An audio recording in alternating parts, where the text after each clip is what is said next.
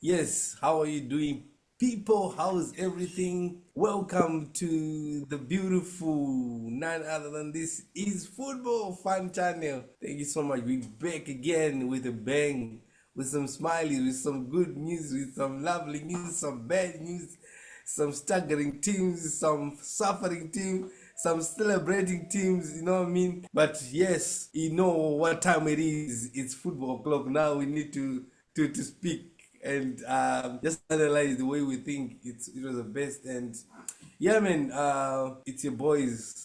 Let's do this, and we are happy to be here and great to start the show again. And it's a weekend review, and it's been a roller coaster of this beautiful weekend. And I'll straight go into it. So I'll start with the roasted ones. I'll start with the roasted ones. My biggest rivalry, Liverpool, were squashed, were dismantled, were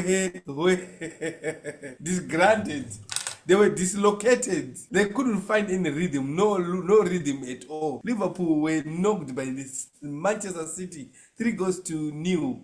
Kudos to unstoppable Haaland. Unstoppable Haaland was on fire, and yeah, man, it was a disaster for Liverpool. Talk to me. What do you think of Liverpool thing? Yo, we said the Liverpool game. Oh man, it was a very controversial game because when you want to view it on a Liverpool fan perspective, you will say maybe that goal for the captain. If that goal was given, maybe the team was gonna get back into the game and start to compete. But when that goal was given as an offside, which it has got a lot of questions on it.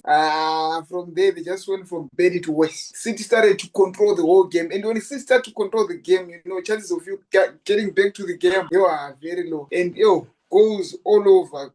Jeremy Doku scoring a goal on his 100th cap for City. Haaland unstoppable. At the end of the day, they managed to get a win. And I think it was also a what? Is it 100 or something also for Pep Guardiola as a coach? So it was just a good game and it was just a good weekend for them. And Liverpool continue to surprise us in Premier League after defeating the champions in Champions League. You come to Premier League, you get defeated, just humbled like that. Yeah, man. Let me not take too much time, but that goal from Virgil van Dijk. That officiating, I don't get it. This thing of VAR and what.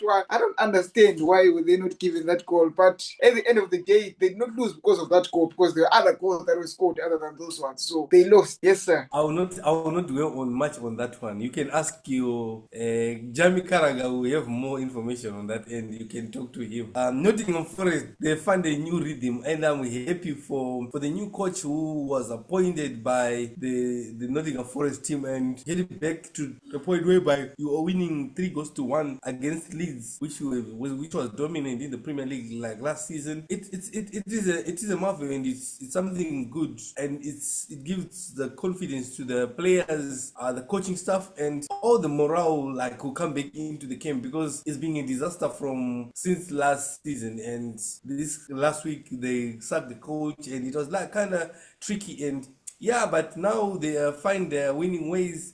My favorite after Manchester in the Premier League, Crystal Palace, they make a draw against Brighton Hove. So it was a disaster in the Premier League, and again, it was a good thing to see. What do you say?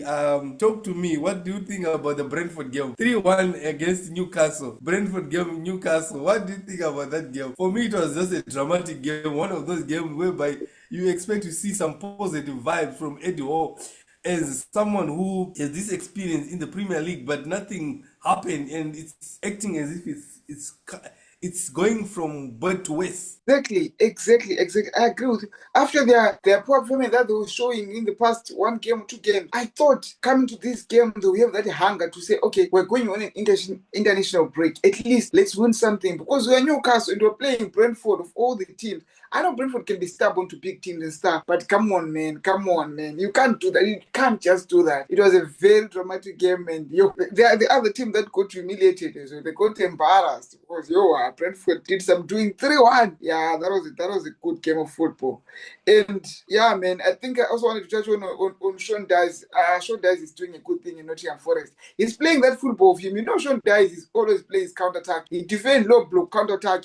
That's his style of football, and you can see it's working, because it's one thing to want to come and implement your style of play to players that are not suitable for that kind of style of play. And it's one thing to see that these players can play this style of play and implement that. That's what Sean Dice has done. So Nottingham Forest, they are good at that. Even if you see last season when they fired Nuno, you see that that's their football. Counter attack, they kill you. Counter attack, they kill you. So, hey man, I think he managed to get his tactics and ideas flowing. Then they are getting some good wins and some draws, and I think it will boost them because currently they are in the relegation zone. So if they keep on going like this, they might end up in the mid-table. But yes, sir, let's move.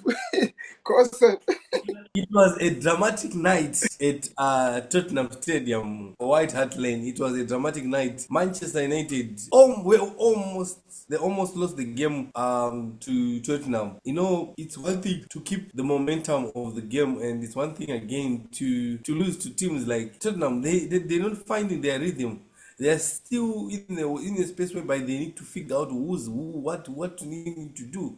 You know what I'm saying? Then we lose to we for us it's a lose because that draw was not supposed to be a draw. But it's a story of another day.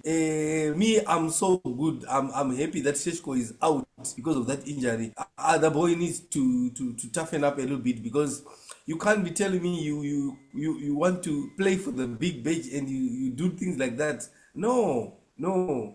It's time to pull up your sleeves and do the work. And in other news, Everton played against Fulham. I think Marco Silva needs to be very careful. This thing that happened when he was still at Wolves, it might come to him again. Marco Silva may need to be very careful because they lost 2-0. And things are not looking good for them because they are sinking at the bottom. They are like literally at the bottom of the table, and it's not looking good at all. And yeah, it's a one thing to get the rhythm back because Everton were unstoppable. And I think Everton, they're playing so that they don't get relegated. That's all. Nothing else, nothing much. Talk to me. What do you think about the West Ham game against Burnley? West Ham are back on it now, and I'm happy for them. I'm happy for them. You see, last time when they won, I was like, you know what? At least they managed to get the rhythm going. And now again, they've managed to defeat Burnley 3-2, and Soche becoming the man of the match. The man has been consistent. You know, when you talk of players who play for a team and stay for some time, we're talking of Soche. He has stayed in that team for some time, and yeah, managing to get them a winning man and getting the man of the match. He had a very good performance. So yeah, it was a good game of football. West Ham are baking to winning terms. If they keep on doing that, they will avoid relegation as well because they are also the team that is up for it. But without taking too much time, we go to Arsenal and Sunderland. You know, the best signing of Premier League this season, for me, I support Manchester. I like Ndomo, I like Kuna, I like all those Cheki from Manchester City. But the best signing in the Premier League for me this season, Granit Xhaka. Yo. Sunderland produced the best signing for the season. Because tell me, who knew that they will come from back then and now they are competing? They want to fight for the top spot. Arsenal couldn't defeat them. They failed to defeat them, and they are the one to end the clean sheet. And to get two goals against Arsenal. Yeah, man, that was a good game. Let me just leave you to say something there. Kudos to Arsenal for keeping it. For me, I will keep it. I'll say it was a good game for them, and they didn't lose because right now as we speak, they haven't lost any game, and it was a good thing that they're playing Champions League. They're keeping the consistency, and there's nothing that is stopping them. But now again, we are going to the peak of the Premier League in December and we are giving the international break. The only prayer that Ateta needs to pray right now is, Father God, protect my players so that no one will come back. Saka doesn't come back injured. Odegaard doesn't come back injured. Jokeris doesn't come back. Saliba. So all those things, because once we have one player down and with the rhythm that they have, it's going to be disaster because the other players cannot get into the shoes quickly. It will take them 5 to 6 games so that they can nullify and do what the other guys are doing. So yeah, kudos to them, and they are actually on a winning spree, which is something that we all look forward to, and I'm happy that Arsenal are winning. But we are coming for our place. This is they're only still warming our seats. And lastly, before we call it a day, Garnacho was on fire. 2 assists, Manchester United reject. And I was watching the game. He was like literally good in that game in the sense of selflessness. And you look back and like, is this the same player which was doing whatever sort of thing that he was doing at Manchester. And yeah, man, hey, I'll close on this one. Then you can just nullify, maybe just give a word on that. And Aston Villa, it was a good thing to see Aston Villa winning with that such margin of 4 goals to 0 against Bournemouth.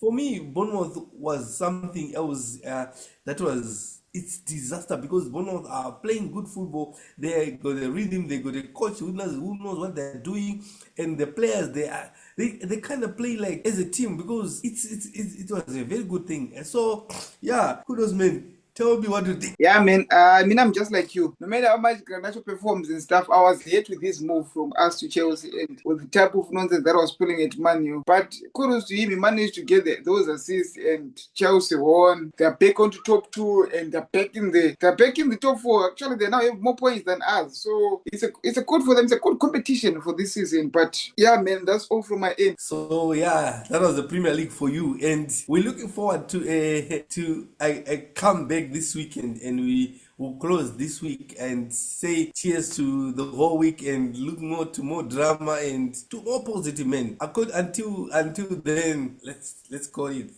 a day for today. Ciao, cheers, peace out, guys.